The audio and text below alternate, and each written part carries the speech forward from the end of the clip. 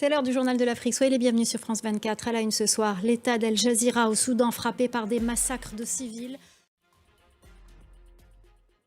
Le Conseil de sécurité de l'ONU s'est réuni à New York ce lundi pour parler des violences au Soudan. Les civils sont de plus en plus touchés.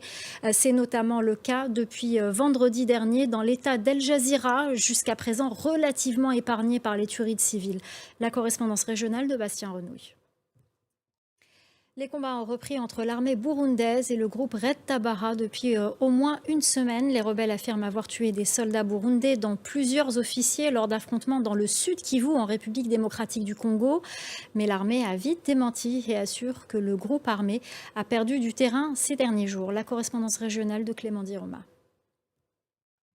Les tensions en Burundi qui débordent sur la République démocratique du Congo, et on va continuer à parler de la RDC. On part dans le Nord Kivu ce soir. Nous recevons Michel Moto Mouima, député de la circonscription Walikale dans la province du Nord Kivu, dans l'est du pays. Merci beaucoup d'être avec nous ce soir.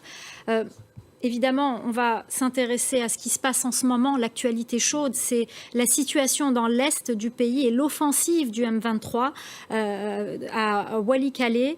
Quelle est la situation sur le terrain ?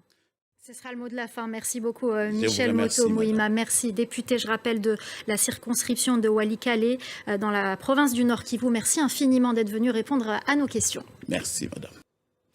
En bref, les djihadistes de Boko Haram ont tué une quarantaine de militaires tchadiens dans la nuit de dimanche à lundi lors d'un assaut contre une base militaire située à Barkaram, dans la région du lac Tchad, à la frontière du Nigeria. Cette attaque a provoqué une contre-offensive des forces tchadiennes. Le président Mahamat Idriss Déby Itno s'est rendu sur place pour donner le coup d'envoi de l'opération. L'Afrique du Sud a déposé devant la Cour internationale de justice son dossier de preuve du génocide commis selon Pretoria par Israël à Gaza. Un dossier qui, selon la présidence sud-africaine, contient des preuves démontrant que le gouvernement d'Israël a violé la Convention sur le génocide. Laurent Berstecher. Ce nouveau départ dans les relations franco-marocaines, marqué par 3 ans de brouille. Emmanuel Macron est arrivé à Rabat.